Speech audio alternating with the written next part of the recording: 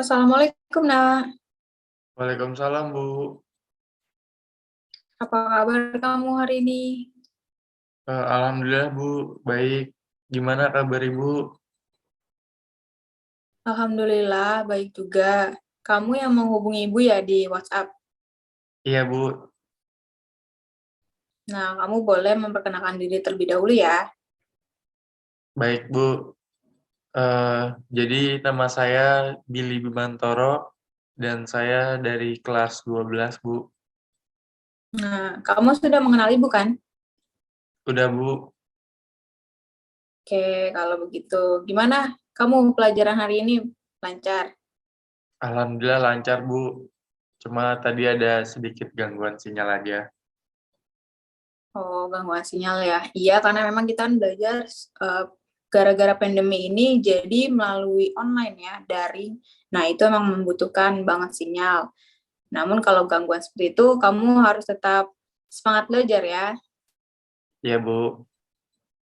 Nah, kamu kan menghubungi ibu nih, mau ada pelaksanaan konseling. Sebelumnya kamu udah pernah melaksanakan konseling atau belum? Belum pernah, Bu. Nah, baik. Ibu akan menjelaskan terlebih dahulu ya. Iya, Bu. Nah, kita kan biasanya tuh tatap muka. Nah, karena pandemi ini, jadi kita melakukannya secara virtual, yaitu cyber counseling. Counseling itu adalah suatu bantuan dari profesional, yaitu ibu sebagai konselor kepada siswa, yaitu kamu yang memiliki masalah, di mana nanti agar kamu dapat menyelesaikan masalah kamu atau bisa untuk mengembangkan potensi diri kamu. Bagaimana kamu paham? Iya, Bu. Saya sangat paham. Nah, dalam pelaksanaan konseling ini juga ada beberapa asas-asas yang harus kita lakukan, yaitu ada asas kerahasiaan, asas keterbukaan, asas sukarelaan, dan masih banyak lagi. Di mana asas kerahasiaan itu informasi yang kamu berikan kepada ibu maupun tentang diri kamu atau yang lain atau cerita kamu nantinya itu akan ibu rahasiakan dan tidak akan ibu beritahu kepada orang lain. Jika kalau diberitahu ke orang lain pun itu harus dengan seizin kamu. Dan juga asas kesukarelaan, di mana kamu melakukan ini pelaksanaan konseling ini secara sukarela dan tidak dipaksa oleh orang lain. Ada juga asas keterbukaan. Dalam proses pelaksanaan ini, kamu harus terbuka sebagaimana semestinya. Jadi cerita kamu harus adanya, jangan ada yang ditutup-tutupi. Bagaimana kamu paham? Baik, Bu. Saya paham. Nah, baik. Kalau kamu sudah paham, maka kita bisa memulai layanan ini. Jadi layanan konseling ini kurang lebih kita akan melakukannya dengan waktu 30 menit ya. Nah, dengan waktu yang singkat ini, sebaiknya kita memanfaatkannya secara benar-benar dan jangan membuang sia-sia. Nah, jika nanti proses konseling ini permasalahan kamu belum terselesaikan, kita bisa melakukan perjanjian lain untuk pertemuan lain. Bagaimana, Billy? Baik, Bu. Saya setuju. Nah, kalau kita udah menyepakati waktu, nah kamu bisa untuk coba memulai masalah yang kamu hadapi. Eh, Gimana ya? Saya bingung, Bu, mau mulai dari mana. Kamu bisa memulai dari permasalahan awal yang kamu rasakan sekarang. Eh, jadi saya kayak ngerasa sedih, Bu, belakangan ini karena nilai saya kurang bagus gitu, Bu. Kurang bagus bagaimana? Ya jadi karena nilai-nilai pelajaran saya turun gitu, Bu. Kayak saya nggak ngerasa fokus untuk belajar.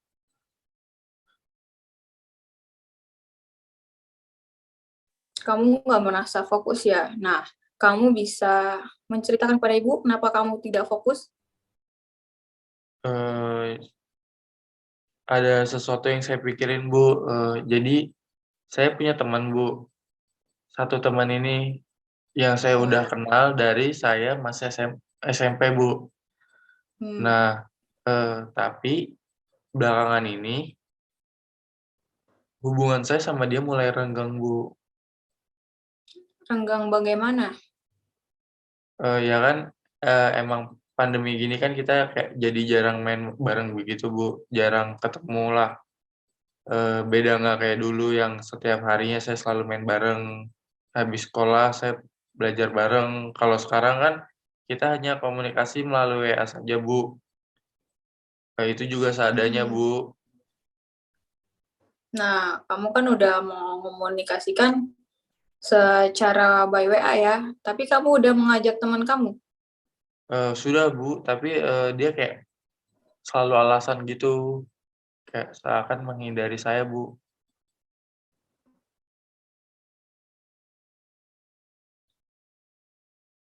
Ya, memang kan orang juga tidak tahu ya, mungkin ada kegiatan lain atau apa. Lalu gimana dengan kamu? Eh, saya sih ya bingung aja gitu, padahal saya lihat di media sosial dia sedang main dengan teman-teman yang lain.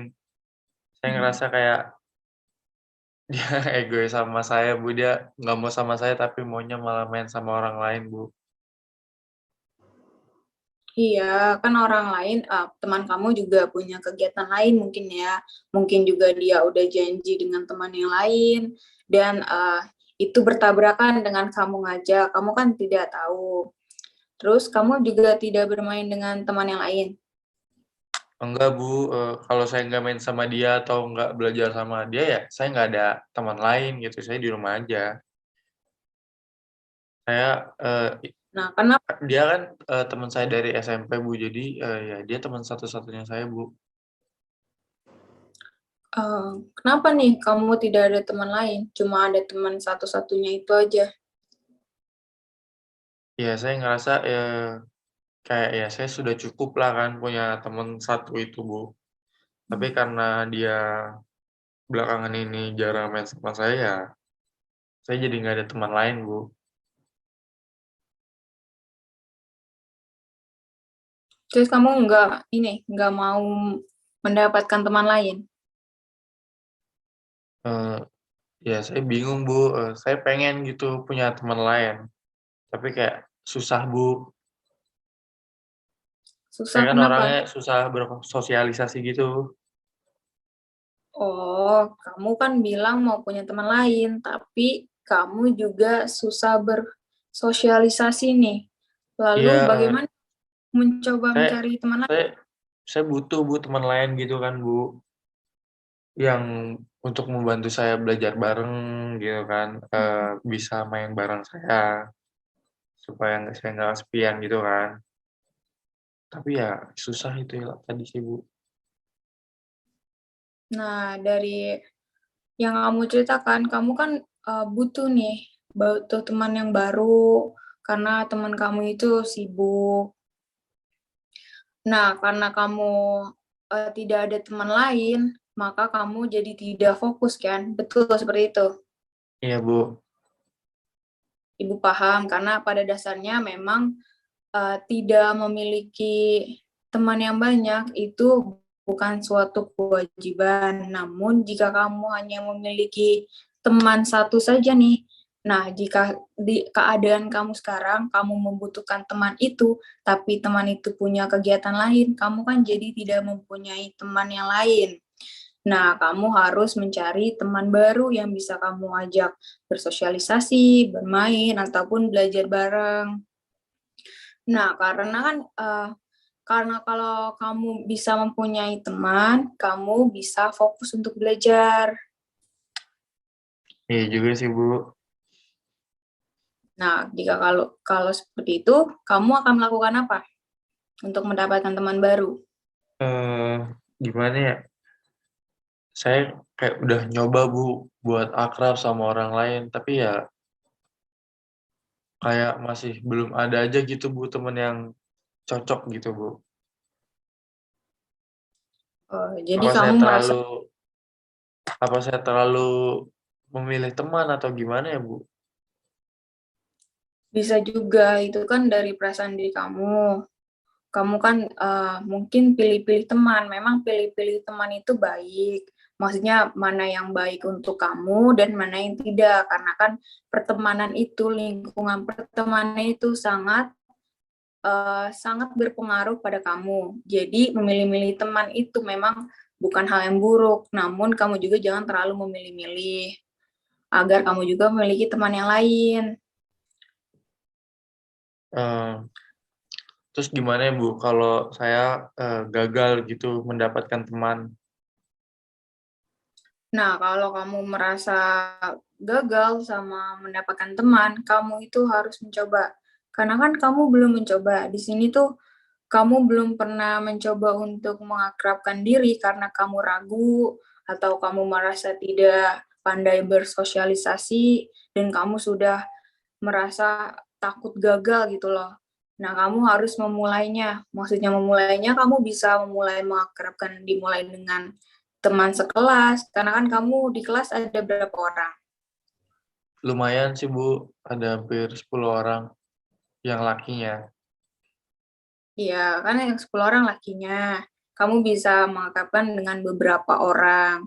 Karena kan teman kamu juga belum tentu seperti kamu yang pilih-pilih. Jadi kamu jangan merasa ragu untuk gagal seperti itu.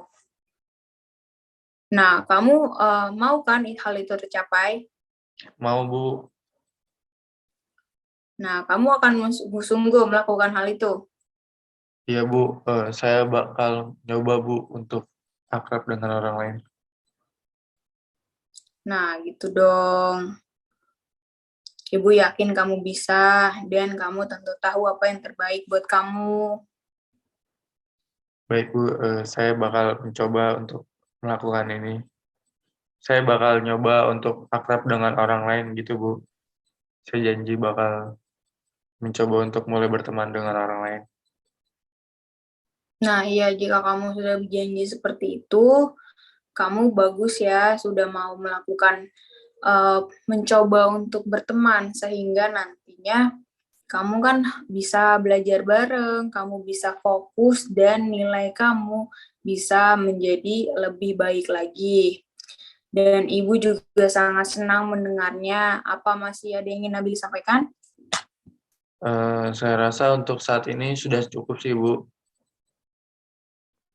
Jadi sudah cukup ya Ya Bu, saya akan berhubungan berusaha bersosialisasi dengan orang lain dengan lebih baik lagi.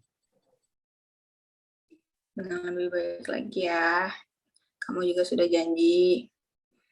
Nah, maka jika kamu sudah tidak ada yang ingin dibicarakan dan waktu juga sudah sudah habis ya. Nah, sebelumnya kita akan menyimpulkan dari proses pelaksanaan ini. Tadi kan di awal Nabili sudah menceritakan bahwa Nabili ini nilainya turun karena ada yang difikirkan, yaitu permasalahan dengan teman. Nabili juga tidak bisa bersosialisasi. Dan tadi dengan hal tersebut, Nabili juga sudah ingin untuk mencoba bersosialisasi agar memiliki teman baru, teman belajar, teman main, sehingga pikirannya menjadi fokus. Nah, untuk mulai berani bersosialisasi dengan orang lain, nah bagaimana? Apakah akan berusaha? Iya Bu, saya bakal berusaha Bu. Jadi, Nabila sudah bisa ya mengatasi permasalahan yang sedang dihadapi. Iya Bu. Ibu senang sekali mendengarnya. Bagaimana sekarang perasaan Nabili? Alhamdulillah Bu, saya merasa lebih senang gitu bisa cerita masalah saya ke Ibu. Iya, karena memang konseling juga kan untuk membantu kamu. Dan Ibu juga merasa senang bisa membantu Nabili dan semoga kamu bisa bersungguh-sungguh. Nah, kalau seperti itu, konseling kita hari ini akan Ibu akhiri. Dan jika nantinya kamu punya permasalahan atau ada hal yang ingin diceritakan kepada ibu, kamu bisa menghubungi ibu lagi ya. Baik Bu, sebelumnya saya berterima kasih banget kepada Ibu atas nasihat atau bimbingan yang telah Ibu sampaikan kepada saya.